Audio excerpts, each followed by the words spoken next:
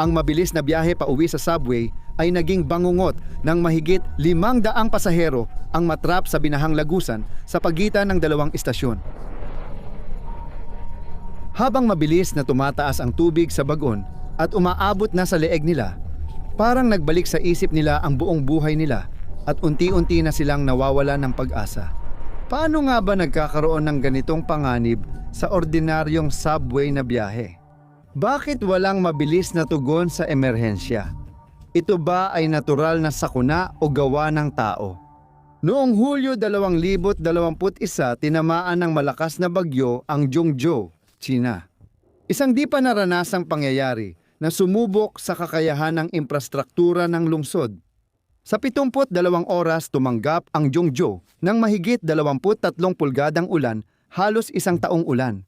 Noong Hulyo 20, naglabas ang Meteorological Bureau ng matinding babala ng pag-ulan sa hapon. Nagkaroon ng trahedya nang biglang umabot sa mahigit 8 pulgada kada oras ang ulan. Ang mga kalsada ay naging tila rumaragasang ilog, umaabot sa mahigit 3 talampakan ang lalim ng tubig at sa ilang lugar ay tinatangay pa ang mga sasakyan. Maraming residente ang naipit sa trabaho o sasakyan dahil inabutan sila ng baha sa kalsada. Hindi na pwedeng makauwi gamit kotse o bus, subway na lang ang paraan. Lumaki ang agam-agam kung kaya ng subway system ang matinding pagbaha mula sa ibabaw. Dinisenyo ang subway system sa Chengzhou para kayanin ang pagbaha. Isinasara ang apektadong istasyon habang bukas ang iba.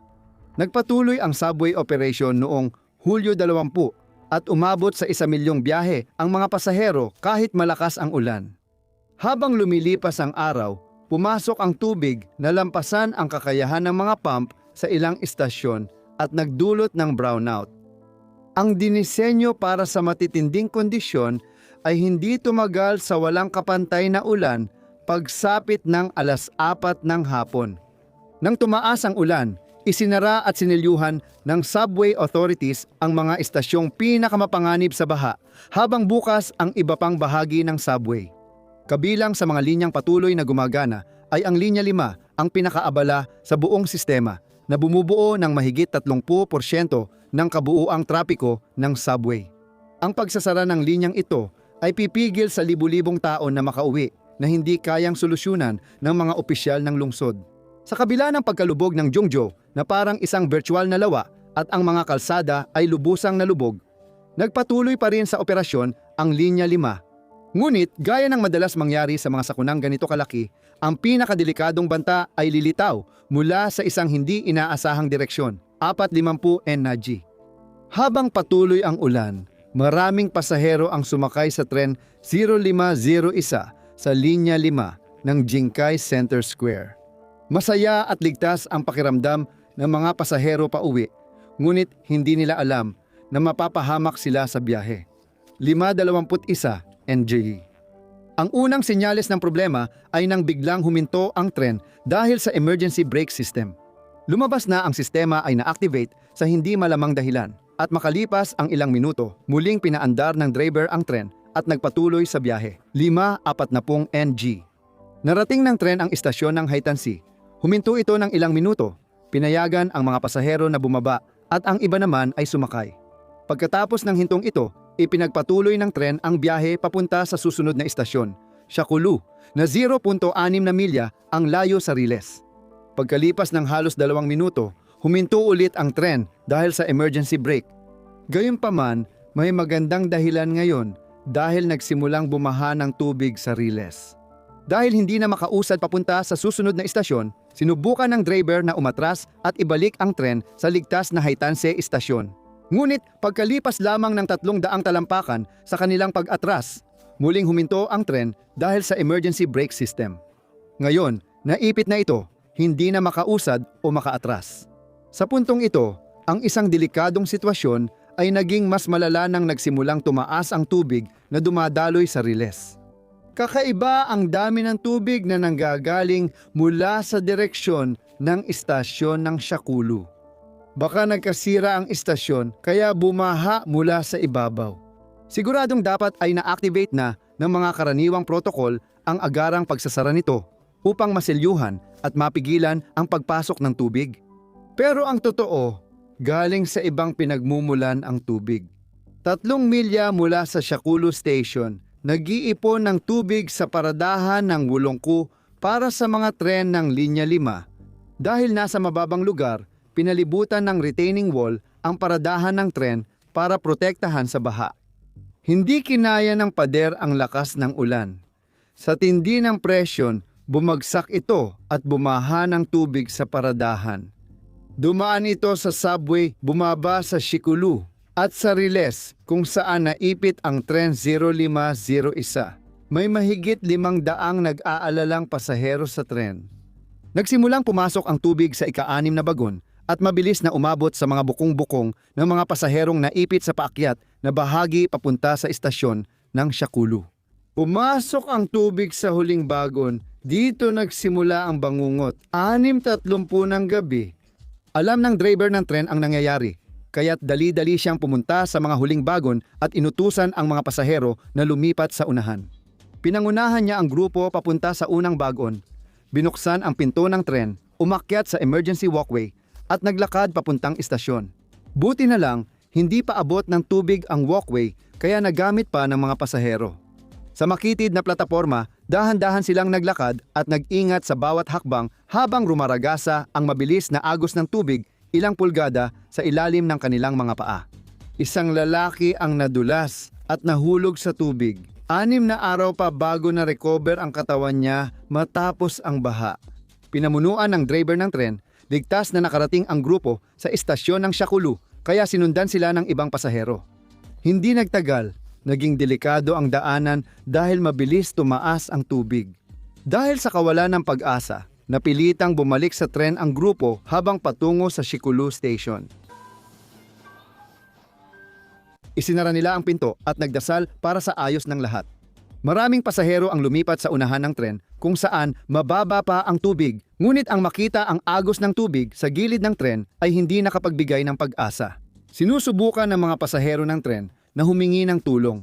Ang ilan tumatawag sa emergency, ang iba umaasa sa tulong ng pamilya at kaibigan. Sa kasamaang palad, walang sumasagot. 11 lang ang naka-duty sa emergency call center ng lungsod noon. Kaya hirap silang tumugon sa sakuna. Habang lumilipas ang minuto, umabot sa tuhod, baywang at di nagtagal ay leeg ng mga pasahero ang tubig sa tren. Nang mawala ng kuryente, nagkagulo sa paligid at lalong nadismaya at nag-alala sila dahil sa asul na emergency light. Sumigaw ng tulong ang mga tao habang ang iba ay nagpadala ng pamamaalam na mensahe sa mahal sa buhay. Iniisip na di na sila makakaligtas. 9:00 ng gabi. Nagsisiksikan ang mga pasahero sa unahan ng tren sa 3 bagon, ngunit abot dibdib at leeg pa rin ang tubig. Sa labas ng tren, lampas ulo na ang taas ng tubig, halos lubog na ang buong tren sa ilalim ng tubig. Mukhang malapit nang mapuno ng tubig ang mga bagon hanggang bubong, pero hindi lang iyon ang panganib ng mga pasahero. Lalo pang lumala ang takot nilang malunod dahil sa takot na mamatay sa kakulangan ng hangin at pagtaas ng tubig. Bumaba ng husto ang antas ng oxygen sa loob ng mga bagon kaya nagsimulang magpakita ng mga palatandaan ng hypoxia ang mga pasahero. Dahil sa walang pag-asang sitwasyon, napilitang gumawa ng desperadong hakbang ang mga tao para mailigtas ang sarili. Isang pasahero, sa takot nagtangkang basagin ang salaming pinto pero napigilan ng iba. Kung nagawa niya, papasok ang tubig at babaha sa bagon. Sa loob ng ilang segundo, nagkaroon ng swerte ang mga naipit na pasahero nang umabot sa pinakamataas na antas at naging matatag ang baha sa labas. Ganon din, huminto ang walang tigil na pagtaas ng tubig sa loob ng tren. Bukod pa rito, ang matinding presyo ng tubig ang naging dahilan kaya nadiskaril at bahagyang tumagilid ang tren. Kaya tumaas ang isang bahagi nito. Mabilis na napansin ng mga pasahero na ang mga bintana sa itaas ng nakataas na bahagi ay lumampas na sa ibabaw ng tubig, kaya kapag nabasag ang mga bintanang iyon, magkakaroon ng hangin sa loob ng tren sa sandaling mabasag ang unang bintana. Ramdam ng mga pasahero ang sariwang hangin sa kanilang mga ulo kahit di pa sila ligtas. Sa ngayon, sapat na ito sa kanila. 4 na oras matapos huminto ang tren, dumating ang tulong. Lubos ang tuwa ng mga pasahero nang marinig ang yabag ng mga rescuer sa ibabaw ng mga bagon. Nakita namin ang bumbero. Nagbigay ng kagamitan ang mga responder sa pasahero para basagin pa ang bintana at mapabuti ang ventilasyon. Pagkalipas ng ilang minuto, pumasok sila sa cabin sa driver's cab. Unang inilikas ang mga buntis at bata. Sumunod ang iba, mahigpit na humawak sa handrail habang umaakyat ang mga pasahero. Bagaman bumagal na ang agos ng tubig kumpara ilang oras ang nakalipas, mabilis pa rin itong dumadaloy at delikado pa rin. Sa huli, sa tulong ng mga tagapagligtas na nagtulak, humila at maging nagbuhat ng mga pasahero, lahat ay nakarating sa kaligtasan ng istasyon ng Shaku. Doon, isang maliit na hukbo ng mga medikal na tauhan at mga voluntaryo ang handang magbigay ng paunang lunas at asikasuhin ang mga inilikas. Marami ang nakaranas ng matinding pagod, hypothermia at kakulangan sa oxygen matapos ilang oras na nakatayo sa abot-leeg na tubig. Nailigtas ng 5 oras na operasyon ang karamihan sa mga pasahero. Mabilis na hiniling ng publiko ang paliwanag kung bakit nabigla ang subway system sa pagbaha. Sa mga sumunod na araw, malinaw na pinapaliit ng awtoridad ang sitwasyon at umiiwas sa pananagutan kahit hindi naman kailangan. Hindi maikakaila, ang pagbaha sa Zhengzhou Metro ay dulot ng sunod-sunod na sistematikong pagkakamali, kapabayaan at hindi pagpapansin sa mga babala. Una, walang sinuman ang nagbigay pansin sa mga babalang inilabas ng Zhengzhou Weather Bureau noong Hulyo 17, 3 araw bago ang insidente, kung saan inanunsyo ng kanilang mga eksperto na may paparating na malakas na ulan na magdudulot ng pagbagsak ng trapiko at operasyon ng lungsod. Noong Hulyo 20, naglabas sila ng 13 babala. 5 ay Code Red. Gayunpaman, ang mga awtoridad ng lungsod ay alinman hindi pinansin ang mga babalang ito o ayaw lamang magdulot ng takot sa mga tao anuman ang mangyari. Noong Hulyo 20 kahit bumagyo sa Zhengzhou, pumasok pa rin sa trabaho ang lahat ng mamamayan. Mas malala, hindi na abisuhan ng awtoridad ang publiko na muntik nang bumagsak ang depensa ng lungsod sa baha. Halimbawa nito, ang Wudongkou train lot na binaha ang subway Lagusan dahil tanging proteksyon ay mahinang 3 talampakang pader na ladrilyo. Nalaman din sa investigasyon na may mga bahagi na pansamantalang harang lang ng konstruksyon at halos di kayang humarang ng tubig, kaya lumala pa ang problema. Ang bukas na kanal sa tabi ng lote ay dapat nagdadala ng sobrang ulan sa mga kalapit na ilog. Pinanipis ng mga tagaplano ng lungsod ang kanal para bigyang daan ang 6 na lane na kalsada, kaya nabawasan ang kapasidad nito. Naging mapaminsala ang pagkukulang na ito nang umapaw ang kanal. Napansin din ang pagresponde ng mga serbisyong pang-emerhensya. Hindi ba sila handa? Bakit natagalan ang pagsagip at huminto ang paglikas ng mga pasahero na naipit dahil sa pagtaas ng baha? 1 oras bago na report ng Departamento ng Operasyon ng Subway sa punong tanggapan ang insidente, kaya naantala ang pagsagip. Matapos ang unang tawag, inabot ng mahigit 3 oras bago dumating ang rescue team sa na-stranded na tren. Sa isang online na post, isang hindi nagpakilalang manggagawa ng subway ang nagsabi na ang mga namumuno sa desisyon sa lugar ay hindi pamilyar sa aktwal na kalagayan at hindi agad tumugon. Mula sa sandaling nagsimulang bumalik ang tubig sa lugar ng riles hanggang sa umapaw ito sa pundasyon ng riles at pagkatapos ay sa ibabaw ng riles. Hanggang sa hindi na gumana ang mga tren, pinatay ang kuryente sa network at lumubog ang evacuation platform na wala ng pag-asang makaligtas. Hindi ito bigla ang nangyari, may oras at maraming pagkakataon. Nag-atubili ang mga namumuno at hindi ginamit ang mga oportunidad. Isa pang malaking pagkukulang ay sa disenyo ng subway tren. Karamihan ng metro sa China ay may emergency door sa tren para sa paglikas ng pasahero gamit ang life ladder at escape tunnel tuwing krisis. Pinili ng mga awtoridad sa Zhengzhou ang mas makataong alternatibo, escape walkway sa gilid ng riles. Hindi nila naisip na pwedeng malubog at hindi madaanan ang mga walkway kapag bumaha na nag-aalis sa planadong ruta ng paglikas. Bukod dito, hindi na mabuksan ang mga pintuan ng tren palabas dahil sa malakas na agos ng tubig. Tinawag ng Zhengzhou Meteorological Bureau Ang baha na ulan na minsan lang sa 1,000 taon, habang sinabi ng mga opisyal ng Hunan na ito ay minsan lang sa 5,000 taon.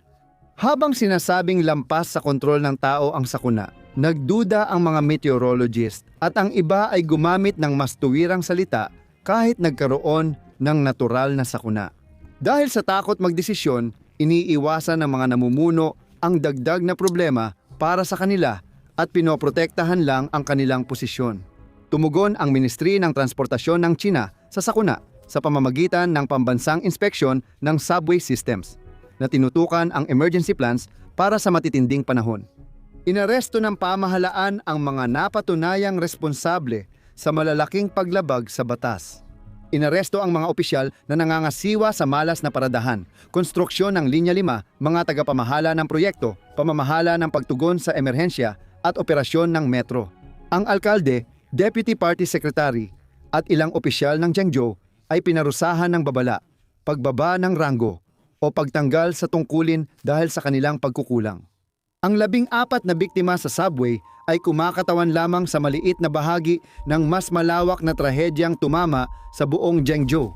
Ang matinding pagbaha ay nagdulot ng 300 at 2 na kumpirmadong nasawi habang 50 pa ang nananatiling nawawala at hindi pa natatagpuan. Sa unang anibersaryo ng pagbaha sa Henan, walang ginanap na opisyal na paggunita. Gayunpaman, maraming tao ang nag-alay ng mga bulaklak malapit sa mga istasyon ng subway bilang pag-alala sa mga biktima. Sa mga social media sa China, tinanggal o hinarangan ang mga larawan at video ng pagluluksa. Panoorin mo ang episode na ito sa susunod. Kung nahanap mong interesante ang video na ito, paki-like at mag-iwan ng komento kung gusto mong suportahan ang channel.